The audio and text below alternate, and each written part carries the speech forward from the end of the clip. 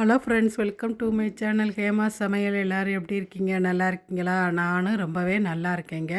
வீட்டில் 2 நாள் வெஜிடேரியன் சாப்பாடு சாப்பிட்டா 3ஆம் நாள் ஏதாவது நான்வெஜ் வாங்கிட்டு வந்துடுவாங்க வீட்டுக்காரவங்க. அப்படி தான் இன்றைக்கி பார்த்திங்கன்னா மட்டன் வாங்கிட்டு வந்து குழம்பு வச்சிருன்னு சொல்லிட்டாங்க. மட்டனை பார்த்திங்கன்னா ஒவ்வொரு பீஸ் எவ்வளோ பெருசாக வந்து கட் பண்ணி கொடுத்து விட்ருக்காங்க பாருங்கள் கடைக்காரவங்க. அதெல்லாம் நான் வந்து இப்போ குட்டி குட்டியாக கட் பண்ணி எடுத்துக்கிட்டு இருக்கேன். அப்புறம் பார்த்திங்கன்னா கொழுப்பு எவ்வளோ போட்டு விட்ருக்காங்க பாருங்கள். கொழுப்பு வந்து வளரும் பிள்ளைகள் சாப்பிட்டா ரொம்பவே நல்லது. ஆனால் வயசானவங்க முடியாதவங்கெல்லாம் சாப்பிடக்கூடாது.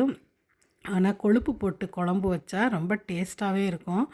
அப்புறம் பார்த்திங்கன்னா குழம்புக்கு வந்து மிக்ஸி ஜாரில் தேங்காய், சோம்பு, சீரகம், மிளகு, சின்ன வெங்காயம், பட்டை, கிராம்பு, கசகசா, முந்திரி பருப்புலாம் போட்டு ஒரு பேஸ்ட்டு மாதிரி முதலையே அரைச்சி வச்சுக்கிட்டேன். அப்புறம் எப்போதும் போல் வெங்காயம், தக்காளி, பச்சை மிளகாலாம் கட் பண்ணி வச்சுக்கிறலாம். இன்றைக்கி நான் கறிக்குழம்பு பார்த்திங்கன்னா மண் சட்டியில் தான் வைக்க போகிறேன். மண் சட்டியில் வைக்கும்போது கூடுதலாகவே டேஸ்ட்டாக இருக்குது. யாரெல்லாம் இப்படி வச்சு அனுபவிச்சிருக்கீன்னு சொல்லுங்கள். அப்புறம் பார்த்திங்கன்னா நல்லெண்ணெய் சேர்த்துக்கிட்டு பட்டை, கிராம்பு, பிரிஞ்செல்லாம், அன்னாச்சி பூலாம் தாளித்து வெங்காயம், தக்காளிலாம் போட்டு நல்லா வதக்கி விட்டுக்கலாம். கறி குழம்புக்கு நான் முருங்கைக்காய் போட்டு வைக்க போகிறேன். சிலவங்க வந்து உருளைக்கிழங்கு போட்டு வைப்பாங்க. வச்சோம்னா நல்லா டேஸ்ட்டாகவே இருக்கும். இப்போ அது கூட கொஞ்சம் உப்பு சேர்த்து மூடி போட்டு ஒரு 5 நிமிஷம் மூடி வச்சோம்னா வெங்காயம், தக்காளி, முருங்கைக்காய்லாம் வெந்து வந்துடும்.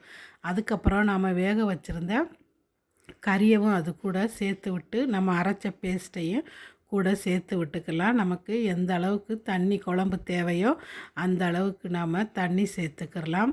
குழம்பு வேறு, கிரேவி வேறு. குழம்புனா நல்லா தண்ணியாக வைக்கிறது, கிரேவினா திக்காக வைக்கிறதுங்க. நான் இப்போ வைக்கிறது பார்த்திங்கன்னா குழம்பு தான் வைக்கிறேன்.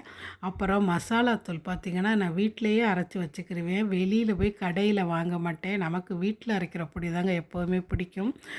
அப்புறம் மசாலாத்தூள் போட்டு கரம் மசாலாத்தூள் போட்டு நல்லா கலந்து விட்டுக்கிட்டு மூடி போட்டு ஒரு 5 நிமிஷத்துலேருந்து 10 நிமிஷம் நல்லா கொதிக்க விடணும். அப்போ தான் மசாலாத்தூள்லாம் வெந்து கறியில் நல்லா மசாலாலாம் சேர்ந்து சூப்பராக இருக்கும். 10 நிமிஷம் கழித்து திறந்து பார்த்தா சூப்பரான மட்டன் குழம்பு கிராமத்து ஸ்டைலில் ரெடி.